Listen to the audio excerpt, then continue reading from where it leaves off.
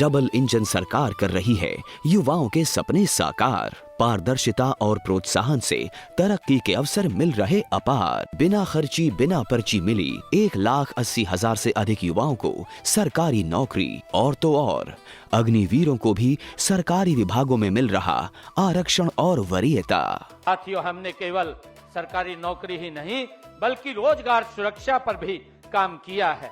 हमने कानून बनाकर हरियाणा कौशल रोजगार निगम के तहत कार्यरत युवाओं के भविष्य को भी सुरक्षित किया है। सीएम साहब का हम बहुत बहुत ही धन्यवाद करना चाहते हैं, जो उन्होंने अपना वादा पूरा किया और बिना खर्चे बिना पर्चे हमको रोजगार दिया। भाई वाह, अब तो हरियाणा वाकई में बदल गया है। ये है नया हरियाणा। भारत माता की जय। भारत माता की जय। वंदे वंदे। संस्कृत छात्र प्रतिभा सम्मान समारोह के अवसर पर अभी आप सब लोगों ने जिनको सुना,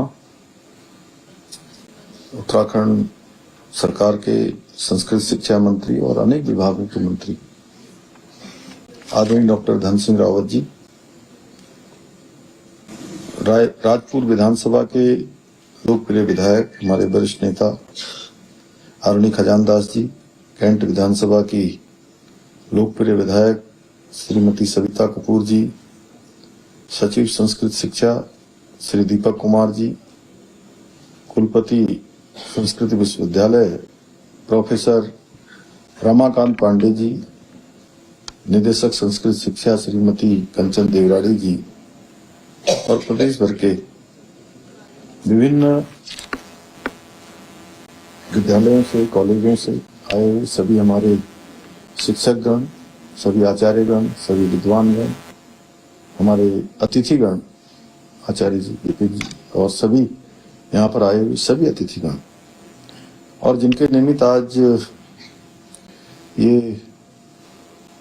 प्रतिभा सम्मान का कार्यक्रम हो रहा है, ऐसे सभी हमारे प्रिय छात्र एवं छात्राएं, विद्यार्थीगण, मैं आप सभी का आज यहाँ आने के लिए, आपकी उपस्थिति के लिए आप सभी का हृदय से आप सबका स्वागत करता हूँ, आप सबका अभिनंदन करता हूँ। भाइयों बहनों, आज के इस कार्यक्रम के माध्यम से हम संस्कृत छात्र प्रतिभा सम्मान प्रदान करने के साथ साथ गार्गी बालिका संस्कृत छात्रवृत्ति, डॉक्टर भीमराव अंबेडकर अनुसूचित जाति एवं जनजाति छात्रवृत्ति भी प्रदान कर रहे हैं। इसके अलावा आज हमने प्रतियोगी परीक्षा स्वाध्याय केंद्र ई संस्कृत संभाषण शिविर, इसका भी हम लोग आज शुभारंभ करने जा रहे हैं। मैं आज के इस अवसर पर सम्मानित होने वाले सभी विद्यार्थियों को बहुत शुभकामनाएं देता हूं और उनके उज्जवल भविष्य की कामना करता हूं और कहना चाहता हूं, आप सभी हमारे राज्य के सांस्कृतिक दूत हैं। भाइयों बहनों, उत्तराखंड को देवभूमि कहा जाता है और देवभूमि की पहचान इसके ऊंचे ऊंचे पर्वत, ऐतिहासिक मंदिरों से नहीं बल्कि ज्ञान से, आस्था की भाषा देववाणी संस्कृत से भी है। और वेदों से लेकर उपनिषदों तक, रामायण से लेकर महाभारत तक, आयुर्वेद से लेकर खगोल शास्त्र तक और गणित से लेकर दर्शन शास्त्र तक हमारे ज्ञान की जड़ें संस्कृत में ही निहित हैं। इसलिए मेरा मानना है, संस्कृत हमारे अतीत की स्मृति मात्र नहीं है बल्कि भविष्य की संभावना है। और अभी अभी हम सब लोग प्रधानमंत्री जी के मन की बात के कार्यक्रम को सुन रहे थे। जिस प्रकार से आज एआई का उपयोग करके, एआई ने जिस प्रकार से हमारे ग्रंथों को, हमारे उपनिषदों को बिल्कुल नए रूप में हम सबके सामने रख दिया है।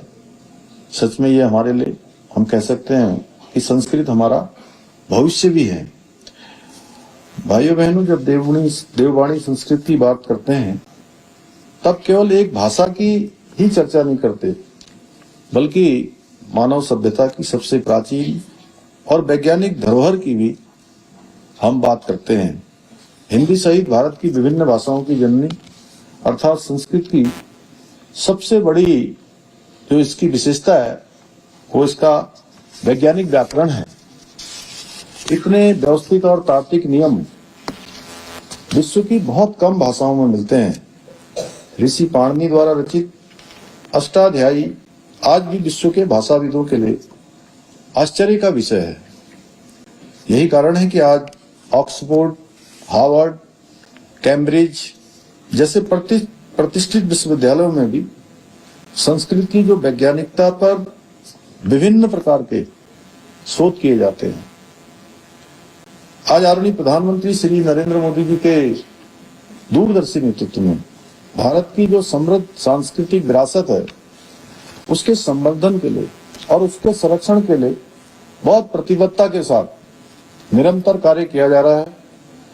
इसी क्रम में आज संस्कृत भाषा के प्रचार प्रसार हेतु भी कई योजनाएं आज संचालित की जा रही हैं।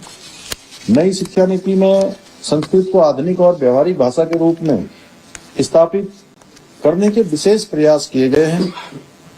आज स्कूली पाठ्यक्रम में संस्कृत भाषा के महत्व को रेखांकित करने के साथ ही संस्कृत विश्वविद्यालयों को आधुनिक संसाधनों से सुसज्जित किया जा रहा है।